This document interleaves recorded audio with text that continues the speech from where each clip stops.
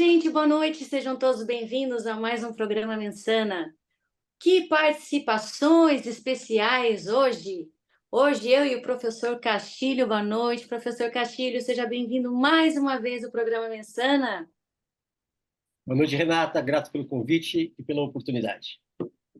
Professor Castilho, que dá cursos no mundo inteiro, certo, professor? Temos Mundo algumas todo, não notícias sei aí. quantos mil alunos, professor de hipnose, programação neurolinguística, linguagem corporal, inteligência emocional e por aí vai. Por Então, aí vai. hoje é um prazer, viu, professor? Hoje estaremos entrevistando nosso secretário municipal de Relações Internacionais da Prefeitura de São Paulo, Aldo Rebelo, que também foi ministro da Defesa, da Ciência, Tecnologia, do Esporte, deputado federal, teve uma carreira brilhante na política, que eu admiro muito. Boa noite, secretário, seja muito bem-vindo. Agradeço muito o senhor aceitar nosso convite.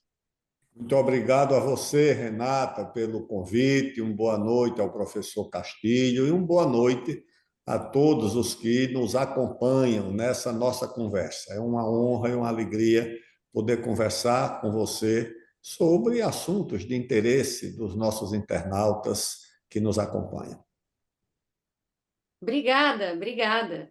É um assunto um tanto polêmico, mas o senhor é assim, sabe demais. Inclusive lançou um livro agora sobre a Amazônia. E eu já tenho o meu livro, meu exemplar, está com a minha amiga em São Paulo. Vou pegar na semana que vem. Então, o tema de hoje é sobre a Amazônia. Certo, professor Castilho?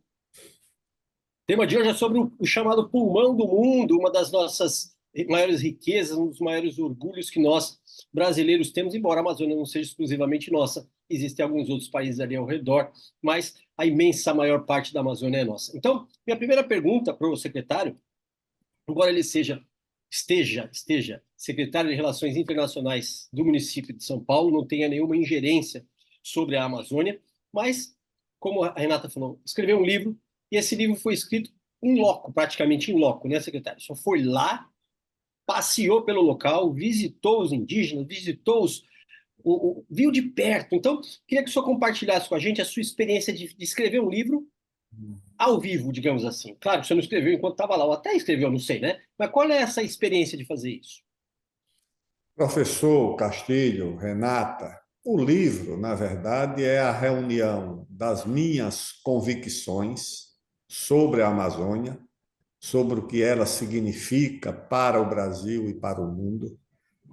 Há também no livro as minhas experiências na Amazônia. Eu visito a Amazônia há décadas, desde o meu tempo de estudante, quando da reorganização da UNE, que eu frequento a Amazônia como deputado, ministro de todas as pastas que eu ocupei, na defesa, na ciência e tecnologia, no esporte, na coordenação política, na presidência da Câmara, eu sempre visitei a Amazônia. E no ano passado, eu passei 4 meses na Amazônia, percorri toda a Transamazônica de carro, até descer pela 163 lá no Mato Grosso, fiquei na cidade de Altamira, fui várias vezes a Belém, fui a Boa Vista, lá em Roraima, fui a Manaus, fui a Macapá, e essa experiência e essa viagem permitiram que eu escrevesse o livro cujo título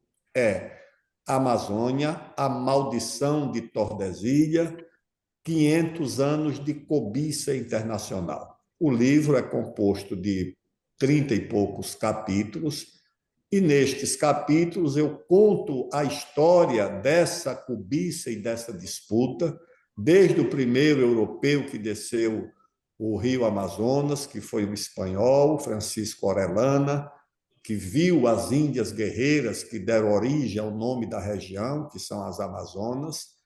Falo da disputa do Império Colonial Português.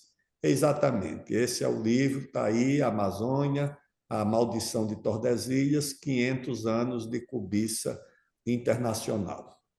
Eu conto por episódios e personagens Aí eu falo do que é a Amazônia hoje, que é, ao mesmo tempo, a região mais rica do mundo, a mais promissora fronteira mineral do mundo, a mais promissora fronteira de biodiversidade, a maior reserva de água doce, a maior reserva de florestas tropicais, a maior reserva de energia, tudo isso está na Amazônia.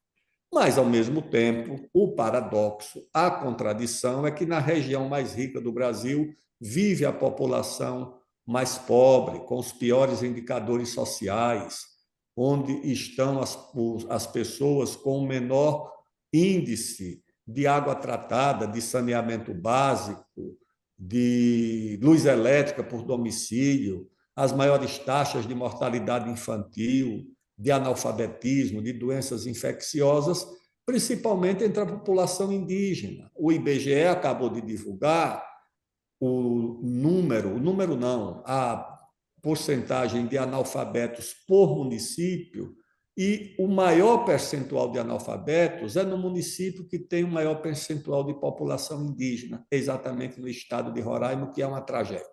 E o que eu proponho? O que eu proponho é que a Amazônia tenha direito a o desenvolvimento, que a sua população possa usufruir das riquezas naturais que estão lá, protegendo o meio ambiente, preservando a natureza, mas usando os recursos naturais para melhorar o seu padrão de vida. É um projeto de desenvolvimento para a Amazônia, a proteção dos índios, a melhoria das condições de vida, principalmente da população mais pobre. É disso que eu trato no livro que acabei de publicar pela editora, acho que é uma Arte Ensaio, do Rio de Janeiro. Muito interessante. A gente vê muito também a Amazônia sendo destruída. E quando que começou essa destruição na Amazônia, secretário? Olha, na verdade, você precisa contemplar essas informações com estatísticas. A Amazônia é o lugar mais preservado do mundo. O lugar mais destruído do mundo, do ponto de vista da vegetação nativa, das florestas, é a Europa. O estado do Amazonas, Renata, tem 1.500.000 quilômetros quadrados. É maior do que a soma dos territórios da França, da Alemanha, da Itália, da Inglaterra, da Holanda, da Bélgica, da Suíça, da Dinamarca. Todos esses estados, esses países europeus juntos, se abrissem mão de toda a sua agricultura, de toda a sua floresta, de toda a sua, aliás, de todas as suas cidades, se as áreas desses países fossem todas convertidas em florestas, mesmo assim, só o estado do Amazonas teria mais floresta do que eles todos. 95% do estado do Amazonas é floresta como Deus criou e como foi encontrado na natureza. O estado do Amapá, que tem 142.000 quilômetros quadrados, tem uma área cultivada menor do que a cidade de São Paulo, aliás, do que o município de São Paulo. O resto tudo está preservado. Roraima tem disponível para a agricultura e a atividade econômica menos de 6% do seu território. O resto está protegido por alguma legislação de preservação da natureza e do meio ambiente. Então, é uma região muito protegida. Claro que tem crime praticado contra o meio ambiente, tem. Tem em tudo quanto é lugar. Inclusive aqui em São Paulo, invasão de mananciais, onde não é permitido. Tudo isso tem no Brasil inteiro. E lá o que você precisa é reprimir esses crimes e essas atividades ilegais, desmatamento ilegal, queimada ilegal, tudo isso você tem que reprimir, mas a Amazônia ainda é o lugar mais preservado que tem no mundo. Porque tem muitos vídeos no YouTube, a gente tem que tomar cuidado, inclusive, com isso, com o que a gente assiste, e eles falam muito na destruição da Amazônia. Então, gostaria muito de esclarecer, e eu estou esclarecendo isso hoje com o senhor, sobre esse assunto, e também depois o YouTube que nos ajude a divulgar essa entrevista de hoje. Falam também dos países interessados na Amazônia, porque desse interesse, o senhor pode contar para nós? interesse não é novo, o interesse é antigo. Todos os países que tinham impérios coloniais, Portugal, a Espanha, a Holanda, a Inglaterra, a França, queriam dominar essa região da Amazônia, porque tinham certeza que lá tem muita riqueza, muita água, muitos recursos naturais. Quando você olha ali ao norte do Brasil e vê a Guiana Francesa, claro que os franceses não queriam apenas a Guiana, gostariam de ter toda a Amazônia com eles. Quando você vê a Guiana holandesa, que hoje nós chamamos de Suriname, a Holanda não queria apenas aquele pedaço ali no norte do Brasil. A Holanda queria toda a Amazônia. Quando você vê a Guiana inglesa, que hoje se chama apenas Guiana, não era apenas a Guiana inglesa que os ingleses queriam, eles queriam toda a Amazônia.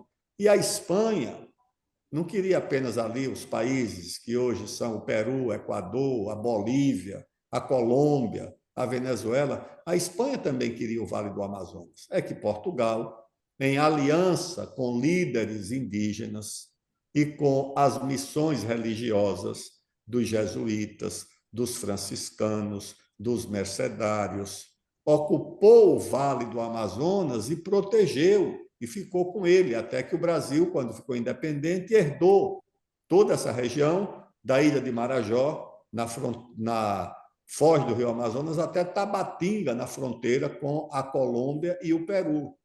Isso tudo o Brasil herdou, tá certo? Então, essa cobiça é antiga. Os ingleses chegaram a tomar do Brasil um pedaço do que hoje é o estado de Roraima. Eles mandaram uma tropa que ocupou esse lugar. Depois eles anexaram. O Brasil conseguiu que eles saíssem. Ficou uma área em litígio até que o rei da Itália fez uma arbitragem e dividiu, dando a maior parte para a Inglaterra e deixando a menor parte com o Brasil. A França queria ali 500 mil quilômetros quadrados, ali perto da Guiana Francesa, que iria até a fronteira com Roraima e com o estado do Amazonas. Tudo isso foi resolvido na diplomacia, houve tumultos e arengas militares, mas o Brasil terminou resolvendo pela diplomacia. Perdeu ali, ganhou acolá, mas no fundo o Brasil é que ficou com a Amazônia, que hoje é cobiçada por quê? Porque tem muita biodiversidade. A indústria de remédios, a indústria farmacêutica, a indústria de cosméticos, a indústria de alimentos, depende muito da biodiversidade. O problema é que o maior registro de patentes da biodiversidade do mundo são da China e dos Estados Unidos. Então, o Brasil precisa desenvolver tecnologias de aproveitamento das riquezas da Amazônia. Petróleo, tem muito petróleo na Amazônia, tem muito ouro, tem muito ferro, muito diamante, cobre, zinco, tungstênio. Em resumo, como disse um geólogo com grande experiência na Amazônia, tudo que tem na tabela periódica, todos os minérios da tabela periódica tem também na Amazônia. Esse é o tamanho da riqueza e o tamanho da cobiça dos países ricos sobre essa região. Secretário, no governo federal anterior, havia uma grita internacional acerca daquilo que chamavam de descalabro, de queimadas, de exploração, era praticamente uma denúncia por dia, por semana, etc. Mudou o governo federal, calaram-se as vozes internacionais acerca disso. A situação da Amazônia mudou ou mudou a percepção global? Eu acho que mudou a percepção. Por quê? Porque o governo anterior era um governo que fazia muita oposição a essa agenda das organizações não governamentais, da ação dessa agenda global para a Amazônia, de querer uma Amazônia como se fosse um jardim botânico dos países ricos, uma reserva florestal dos países ricos e uma reserva para crédito de carbono dos países ricos. O governo anterior era contra essa agenda. As queimadas, infelizmente, fazem parte de um ciclo, não apenas da Amazônia, de todos os países do mundo que têm algum tipo de vegetação nativa, porque queima no Canadá, a Califórnia queima de forma absurda durante um certo período do ano, Portugal, a África, são queimadas, inclusive, com muitos danos, mortes até. E a Amazônia, na época seca, ela também queima. O que você tem que fazer a diferença entre a queimada própria desse ciclo do clima nessas regiões expostas a esses incidentes, da queimada criminosa, daquela que é praticada pelo homem para obter determinado tipo de objetivo, para desmatar ilegalmente, para fazer ocupação ilegal de áreas que destinam depois para a atividade econômica. Essa atividade tem que ser reprimida, que é a queimada criminosa. A outra queimada, resultado desses ciclos das mudanças de época ou de estações que acontecem no mundo inteiro, isso tem que ser prevenido pelo homem com medidas que combatam na origem esse tipo de queimada, que você tem como não prevenir 100%, mas como proteger, pelo menos, do risco à população. Não permitir que isso gere perdas de vida, como infelizmente às vezes acontece. Secretário, em relação às ONGs na Amazônia, quais são as ações e interesses? O senhor pode falar um pouquinho? Renata, você tem dois tipos de ONGs na Amazônia. Você tem ONGs que são organizações não governamentais, filantrópicas, humanitárias, que preenchem o espaço da ausência ou da omissão do Estado e dos governos, que fazem atendimento às populações indígenas, aos ribeirinhos. Esse tipo de ONG você encontra na Amazônia. São, às vezes, organizações pequenas, com voluntários, para suprir as deficiências do Estado. E você tem ONGs que são multinacionais, interessadas não no bem da Amazônia, mas nos bens da Amazônia. Tá certo? Essas ONGs recebem grande financiamento do exterior e obedecem a interesses que não são os interesses nem da população da Amazônia e nem do Brasil. Essas ONGs, geralmente, tiram proveito da situação de pobreza e de abandono da Amazônia para fazer contrabando de organismos vivos, para fazer biopirataria, para fazer contrabando de material genético e muitas vezes para criar uma versão sobre o que acontece na Amazônia, porque quando eles vendem uma ameaça à Amazônia, eles se apresentam como defensores da Amazônia e dizem: se você quer proteger a Amazônia, você precisa me dar dinheiro. Então, são organizações não governamentais financiadas do exterior, muitas delas milionárias, mas que não estão ali interessadas no bem comum, estão interessadas nos bens que existem na Amazônia. Voltando ainda no seu livro, secretário, na sua incursão para a escrita do mesmo, o que de melhor o senhor viu lá e o que de pior? O que de melhor eu vi foi o esforço do Brasil e dos brasileiros em protegerem aquela região como parte do nosso país. É uma imensidão de recursos naturais, uma imensidão de água. Professor Castilho, na Amazônia, durante a estação chuvosa, são 340 mil quilômetros quadrados de águas de superfície, fora as águas subterrâneas, que também existem em grande quantidade. Estou falando de água de superfície. O rio Amazonas, sozinho, responde por 20% de toda a vazão de água doce do planeta. Ou seja, de cada 100 litros de vazão de água doce no mundo, 20 são do rio Amazonas. Então, é uma imensidão de recursos naturais, uma imensidão de água, de florestas tropicais. Isso é uma coisa admirável. É admirável também o esforço da população, você visitar escolas que não têm água, que não têm luz, que são escolas multiclasse, ou seja, um professor para dar vários anos no curso, no ensino fundamental, ele alfabetiza, dá o primeiro ano, o segundo, o terceiro, a quarta, a quinta série, dormindo no chão, como eu vi, Meu corrigindo Deus. provas à noite com toco de vela, professoras que eu vi na selva, lá na beira do rio Xingu, jovens, meninas quase, dormindo sozinhas dentro da escola, no meio da selva. Ou seja, sem nenhum tipo de segurança. Eu acho que isso é uma demonstração do espírito de sacrifício e de renúncia dessas pessoas. Esse professor que eu encontrei lá na beira do rio Purus, ele dizia: não, eu durmo aqui, essas velas são para corrigir prova à noite, dorme num colchão no chão, só vai à cidade para buscar o salário no fim do mês. E a professora, nessa outra escola também, no interior do município de Altamira, em plena mata, também a professora dorme sozinha na escola.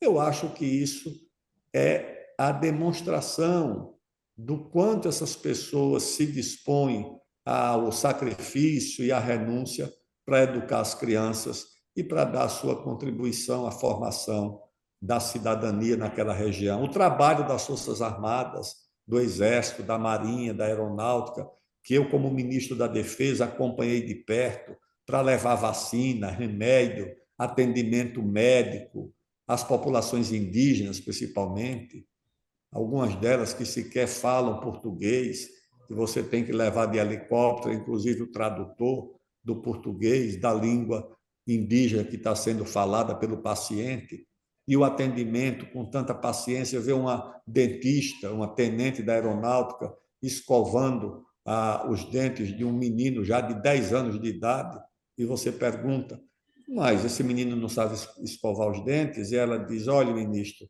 esse menino nunca viu uma escova na vida, tá certo? E aí ela enfileira os meninos índios para dar uma aula de escovação, e aqueles meninos nunca viram uma escova de dente e não sabem como usar. Isso tudo é o trabalho que faz o Exército em municípios como Santa Rosa do Purus, lá no estado do Acre, na fronteira com o Peru, a única médica que atendia a população do município era uma médica do Exército, uma jovem tenente do Exército, que fazia marchas de quilômetros e quilômetros dentro da selva para atender as comunidades.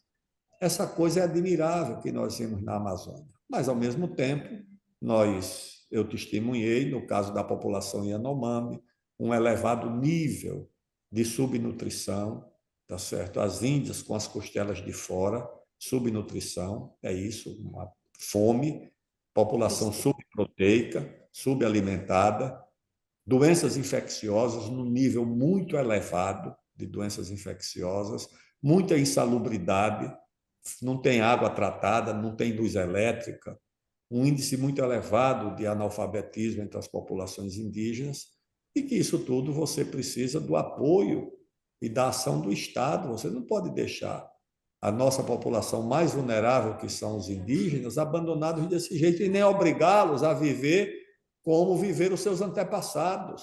Você não vai obrigar uma pessoa, hoje em dia, que tem a internet, que tem a televisão, que tem o computador, que tem o aparelho celular, a viver com o arco e uma flecha caçando cateto e porco do mato dentro da floresta.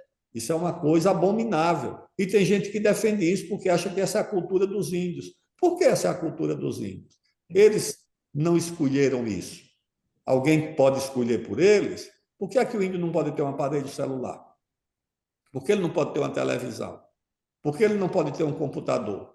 Por que ele não pode ter um filho estudando para se formar como técnico, ou como advogado, ou enfermeiro, ou engenheiro? Por que ele não pode ter acesso a isso? Ele tem que ser condenado a viver como seus antepassados? Não, porque ali não tinha escolha, era o nível de vida daquele tempo.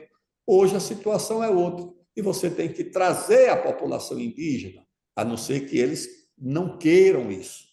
Mas se eles quiserem, você tem que trazer para integrá-los ao nível de conhecimento, tá certo? E de condições de vida da população geral do país, que é o que eles querem, tá certo? A mãe me dizia, lá uma mãe indígena em Roraima, ó, minha filha não quer andar de tanga dentro da floresta, ela quer vestir uma calça jeans e conviver com outras meninas e outros meninos da idade dela.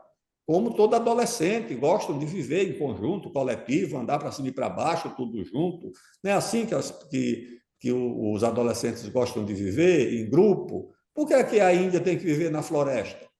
Por que é que o índio tem que viver na floresta? Com um arco e a flecha correndo atrás de um bicho para se alimentar.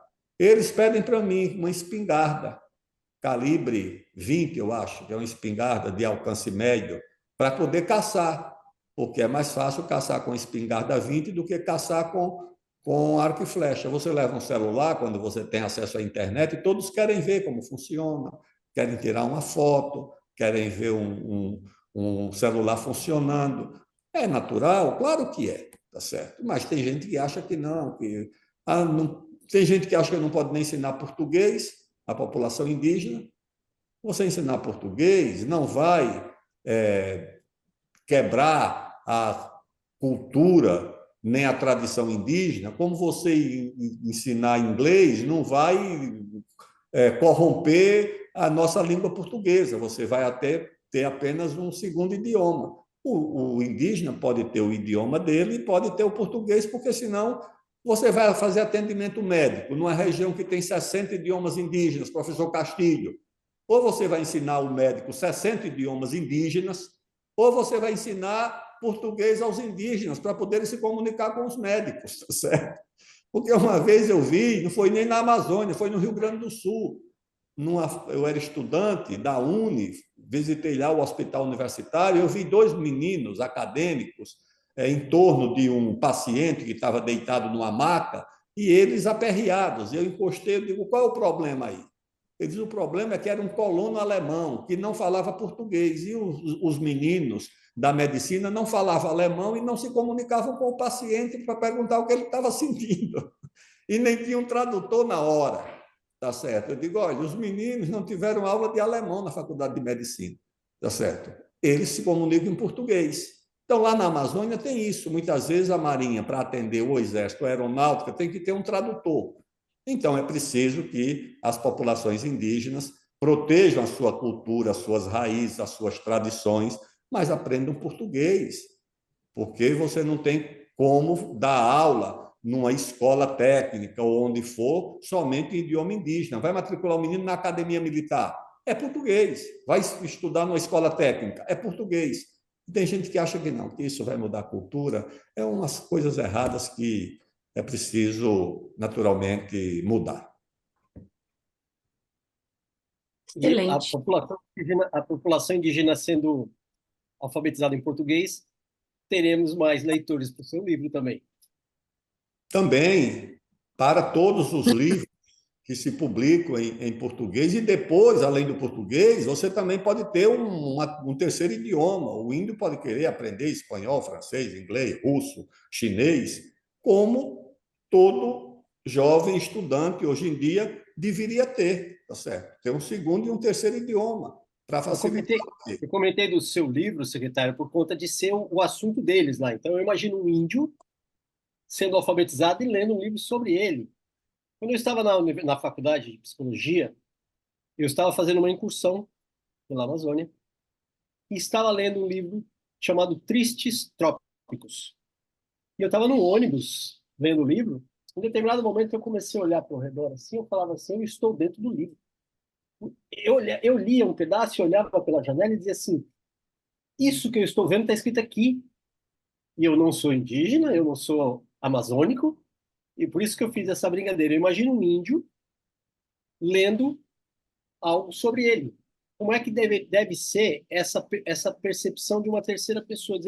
Então é assim que um homem branco, que um não índio, nos vê, e até a curiosidade vai além, né? Aqui já é uma abstração total.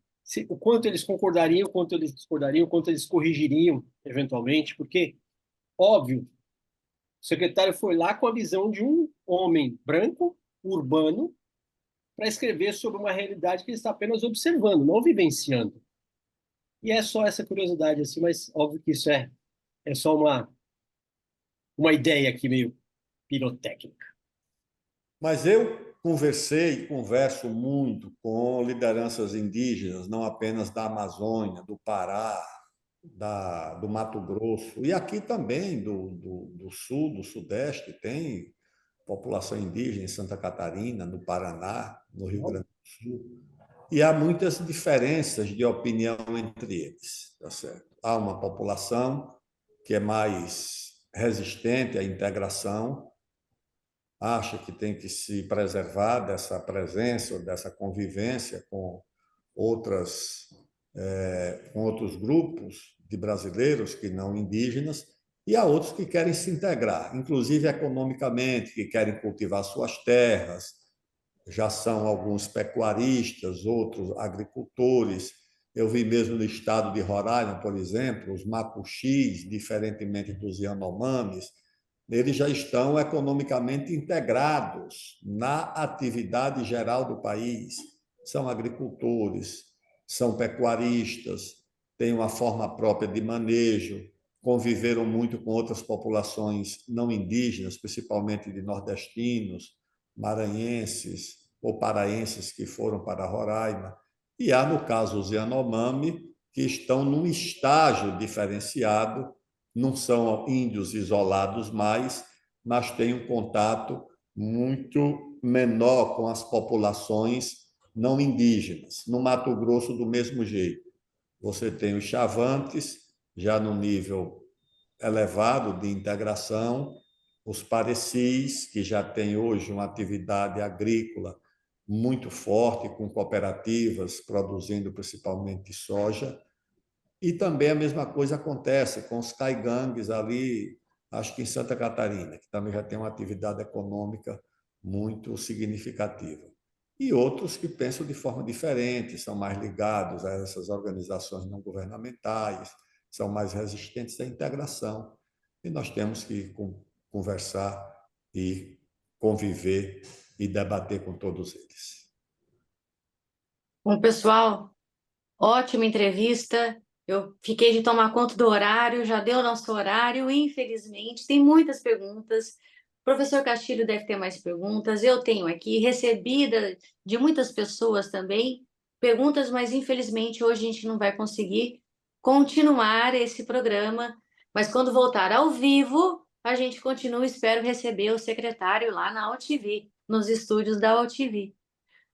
Secretário, agradeço muito sua participação, toda a sua informação, o senhor, todo o trabalho que o senhor fez e vem fazendo nesses anos todos, de ser reconhecido. Eu admiro muito e agradeço muito a sua participação, sua atenção, viu? Que eu sei que a sua agenda é bem, bem apertada, bem cheia, e o senhor conseguiu esse tempo para nós aqui. Eu agradeço muito, é uma honra para mim.